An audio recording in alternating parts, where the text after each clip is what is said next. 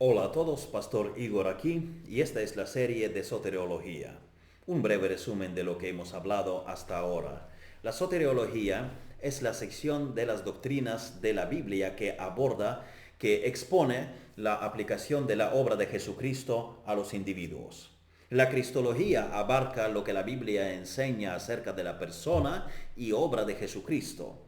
La soteriología enseña cómo esta obra de Cristo es aplicada al creyente. Ordo Salutis, el orden de salvación, elección y predestinación, llamado interior y regeneración, fe y arrepentimiento, justificación, adopción, santificación y glorificación.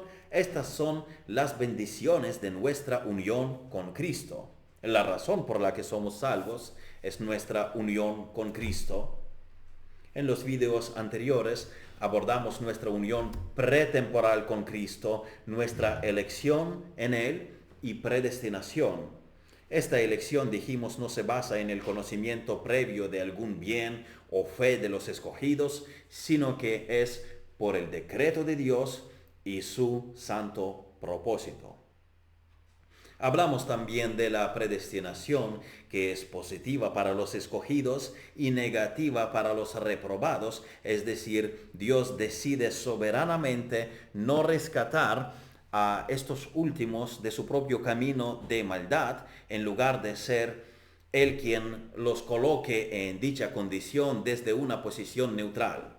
Esto se llama predestinación positiva negativa. Dios positivamente predestina a los escogidos para la salvación y no mueve a los escogidos de su estado, no mueve a los no escogidos de su estado de rebelión, que es acción negativa o pasiva, les entrega a sí mismos, les deja a su suerte. Hoy empezamos a estudiar cómo se manifiesta nuestra unión temporal con Cristo, es decir, nuestra unión con Cristo dentro del tiempo. La elección y predestinación son actos monergistas de Dios. Monergista significa que Dios y solo Dios las ejecuta. Existen también actos sinergistas de Dios, actos en los que la voluntad humana es movida a participar, como la fe y el arrepentimiento. En estos Dios obra en nosotros, pero nosotros respondemos activamente, mientras en la elección y predestinación nosotros somos absolutamente pasivos. Nosotros no decidimos ser escogidos y predestinados. Actos monergistas también son el llamado interior o llamado eficaz y la regeneración. Estos son actos de Dios y solo Dios, a través de los que los propósitos predestinatarios de Dios empiezan a tener efecto en la vida y experiencia de los escogidos. El primer punto donde Dios inicia a producir el efecto salvador en el alma es el llamado interior o llamado eficaz o gracia irresistible. Hasta este punto no experimentamos la salvación. Con el llamado interior inicia nuestra experiencia de la salvación. ¿Os ha ocurrido alguna vez que estáis en algún cuarto, en alguna sala, en algún lugar entre una multitud y alguien os llama por su nombre, por vuestro nombre? Esto enseguida levanta vuestra atención, enseguida se levanta o se gira la cabeza, el cuerpo responde. Nuestro cerebro es configurado de tal manera que si alguien nos llama por nombre, reaccionamos, enseguida lo enfocamos e incluso respondemos fisiológicamente. Si caminabas, pues te paras. Si mirabas o leías algo, levantas la mirada y buscas quién te llamó. Eso sucede instintivamente, nos orientamos a quien nos llamó, de dónde suena nuestro nombre. Cuando Dios nos llama eficaz y personalmente, Él nos atrae hacia Él. Y esta obra especial de Dios la distinguimos del llamado exterior o llamado ineficaz, o llamado general, que es la presentación del Evangelio, que es la predicación del Evangelio. Este llamado exterior está dirigido a todos los que están bajo su efecto, o sea, a todos los que oyen el Evangelio. El llamado del Evangelio sigue sonando. Mateo 11:28 dice: venid a mí todos los que estáis trabajados y cargados, y yo os haré descansar. Esta predicación sigue pronunciada Hechos 16:31 dice, cree en el Señor Jesucristo y serás salvo tú y tu casa, entendiendo la frase tu casa como el requisito de creer para cada uno si quieren ser salvos, no que por la fe de la cabeza de la familia los demás serán salvos automáticamente. O sea, para ser salvo debes creer en Jesucristo y también debe creer en Cristo tu familia para ser salvos ellos también. Tanto tú como tu casa deben creer en Jesucristo para vida eterna. Pero este es el llamado externo que viene por el Evangelio y va dirigido a toda la gente que lo oye, donde sea que el Evangelio se predica. Lo llamamos ineficaz porque son muchos los casos cuando la persona, oyendo el Evangelio, se niega a abrazarlo. Este llamado exterior no garantiza una conversión. No todos responden a este llamado, porque muchos son llamados y pocos escogidos. Todos los hombres inconversos, incluidos los escogidos antes de ser regenerados, son muertos en sus delitos y pecados, y ningún mandato puede ser obedecido si no son llamados con un llamado interior. Ningún muerto puede levantarse si no viene el Salvador a decir, Lázaro, ven fuera. Se requiere un poder sobrenatural para vivificar al pecador. Este llamado interior es eficaz porque el Señor no solo presenta el mensaje, sino que abre el corazón para que la persona responda con gozo al Evangelio oído.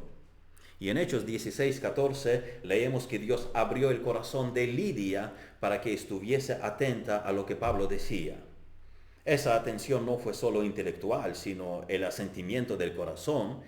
Esta mujer ya estaba expuesta antes al llamado exterior, ya adoraba a Dios, era una mujer piadosa, pero para la fe en el Señor Jesucristo, el Señor tenía que abrir su corazón. En Romanos 8, 29, 30 leemos, porque a los que antes conoció también los predestinó para que fuesen hechos conformes a la imagen de su Hijo, para que Él sea el primogénito entre muchos hermanos, y a los que predestinó, a estos también llamó, dice, y a los que llamó, a estos también justificó, y a los que justificó, a estos también glorificó. Todos aquellos que fueron llamados son justificados, es el mismo grupo, no es un llamado común. No es solo la presentación del Evangelio, es un llamado que es un acto de Dios que garantiza la respuesta de parte de la persona llamada, que garantiza la fe y que garantiza la justificación por fe.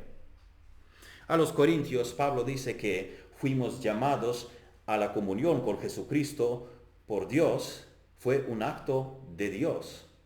Y Pedro dice en su segunda epístola, en capítulo 1, dice, por lo cual, hermanos, tanto más procurad hacer firme vuestra vocación y elección.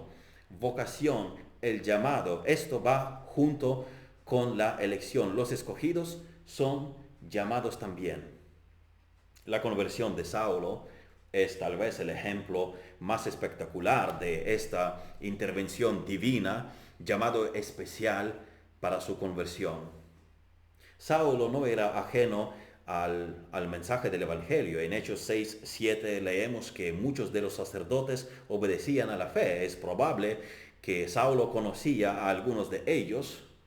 Él presenció también el testimonio de Esteban. Como adversario vehemente, él estaba familiarizado con las enseñanzas cristianas, pero se necesitó una intervención soberana y personal de Dios para cambiar el rumbo de Saulo.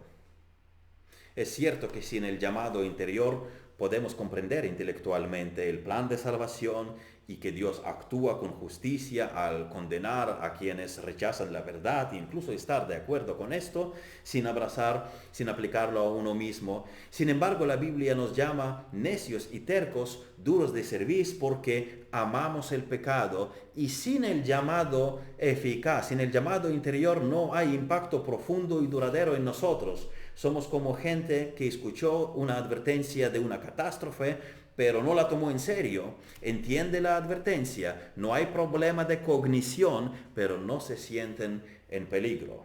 Y el apóstol Pablo hace un punto en 1 Corintios 2 que el hombre natural, el hombre en su condición natural, sin la gracia de Dios, no puede percibir las cosas de Dios. Nosotros tampoco podríamos si no fuera por el Espíritu de Dios quien nos alumbró.